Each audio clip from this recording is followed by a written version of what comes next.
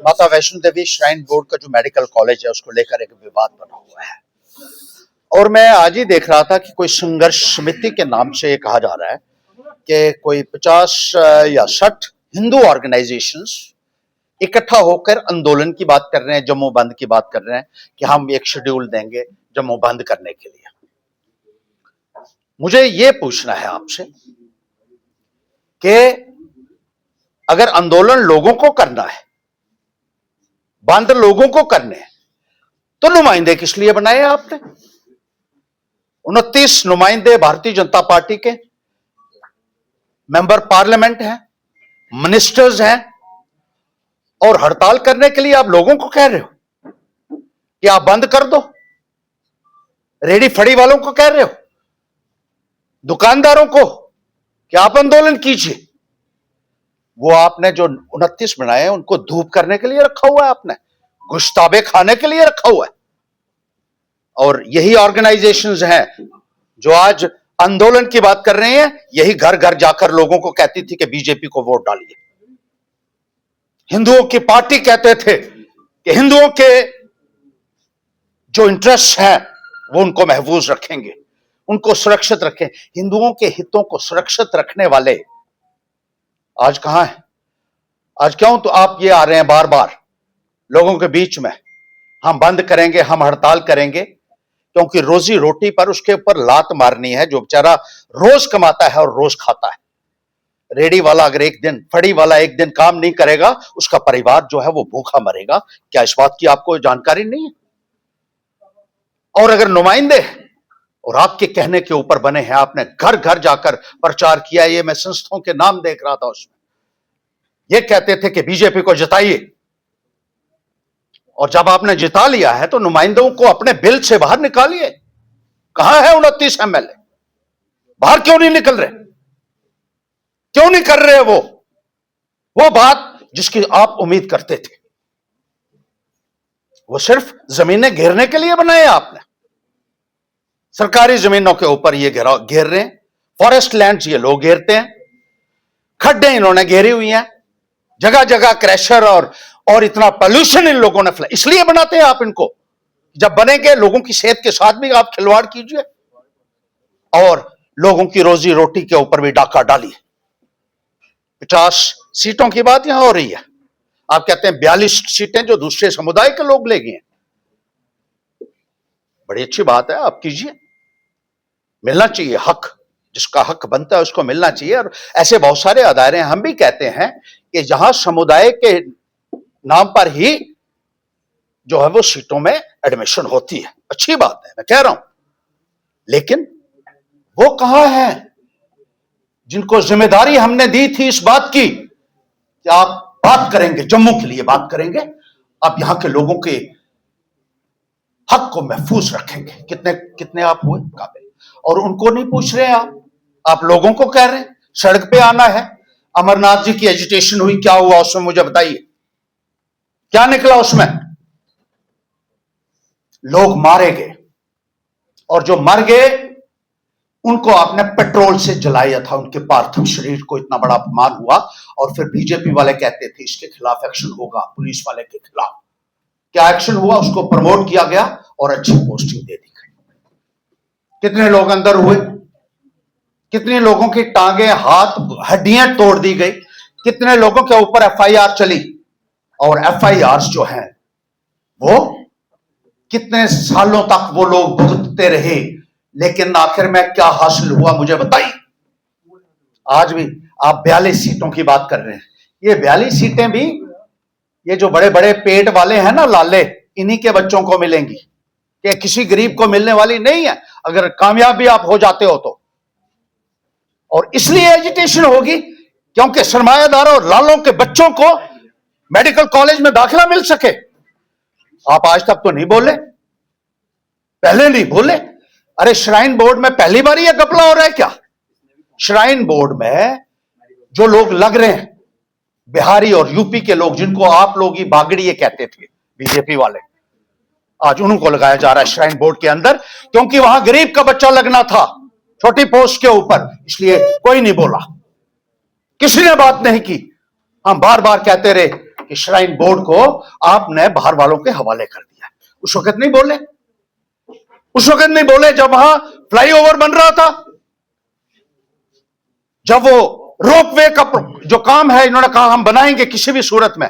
लाखों लोग हैं, गरीब लोग, जो वहां मजदूरी करते हैं कटरा में माता वैष्णो देवी के चरणों में, और अपने परिवार का पालन पोषण करते हैं।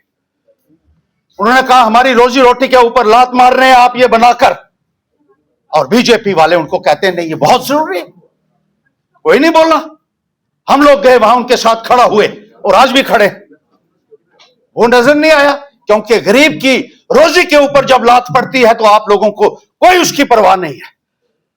लेकिन अब सीटों का मसला है, डॉक्टरी की सीटें, उसमें आपको हिंदूवाद नजर आ रहा। अरे हम भी तो हिंदू हैं।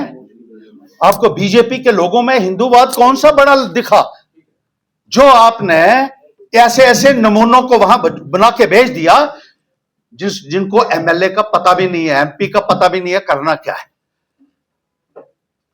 यह सूरत हाल है। 25 पहले बनाए, कितनी बात की उन्हें जम्मू के लोगों की मुझे बताइए। वहां एमएलए हॉस्टल में गौ मांस बना, कश्मीर के अंदर, सबको पता है। क्या किया आपने? माफी मांगी उस आदमी से असेंबली के अंदर। ये है आपका किरदार। ये मैं आपको आईना दिखाने की कोशिश कर रहा हूं। और उन लोगों को जो बीजेपी का प्रचार करते हैं और उसके बाद लोगों को कहते हैं हड़ताल कीजिए। सेंट्रल यूनिवर्सिटी का मसला था, क्या हुआ? सब लोगों को बाहर निकलना पड़ा, डंडे खाने पड़े। एम्स का था, जब एम्स के टाइम पे यही हुआ। बीजेपी के लोगों को आपने न जिताया, जो आज बड़े बड़े आंदोलन करने की बात कर रही हैं, हिंदुओं की संस्था है। और जब जिताया था तो उन्होंने क्या किया? उसने कहा एम्स को कश्मीर से कोई छीन नहीं सकता। ये बीजेपी के सबसे बड़े नेता का यहां बयान था। हमने दिल्ली से लाया था वो पार्लियामेंट की प्रोसीडिंग्स कि एम्स जो है ये जम्मू के लिए आया है और हम देखेंगे कि कौन छीनता है। लोगों ने जद्दोजहद की, तब भी आपका क्या फायदा है? महाराजा हरि सिंह जी की छुट्टी करवानी थी और आपके नेता कहते हैं हमने महबूबा मुफ्ती को चिट्ठी लिखी है। 4 साल तक आपको चिट्ठी का जवाब नहीं आया। ऐसे लोगों की पैरवी करते हो और फिर लोगों को कहते हैं सड़कों के ऊपर निकल जाओ आप। जवाब आपको भी देना पड़ेगा। ये लोग लाठियां खाएं, जेल में जाएं, डंडे खाएं, अपनी जान जोखिम में डालें गरीब लोग, और आपके चुने हुए जो चहेते हैं वो गुश्ताबे खाएं, वो जमीनें घेरें, वो फ्रॉड करें और अपने तिजोरियां भरें। वो इसलिए बनाते हैं नुमाइंदे। हमें ही सोच विचार करना होगा। अभी 3 महीने पहले मैं आपको बताऊं, 10,637 करोड़ का पैकेज जम्मू कश्मीर के लिए आया। 10,637 करोड़। एक भी रुपया जम्मू को नहीं मिला। सारा का सारा पैसा कश्मीर को चला गया। एक एमएलए भी नहीं बोल सकता था कि भाई यहां के लोगों को भी कुछ चाहिए। एक एमएलए नहीं बोला। इनको दिल्ली पहले जाना है पूछने के लिए, फिर गुजरात जाना है, फिर कानपुर जाना है, फिर नागपुर जाना है। ये लोग करेंगे जम्मू की हिफाजत? मुझे बताइए, ये लोग करेंगे? और आज आके लोगों को कहा जाता है चलो बाहर निकलो भाई, गाड़ी नहीं चलेगी, टैक्सी नहीं चलेगी, टेम्पो नहीं चलेगा, ऑटो नहीं चलेगा।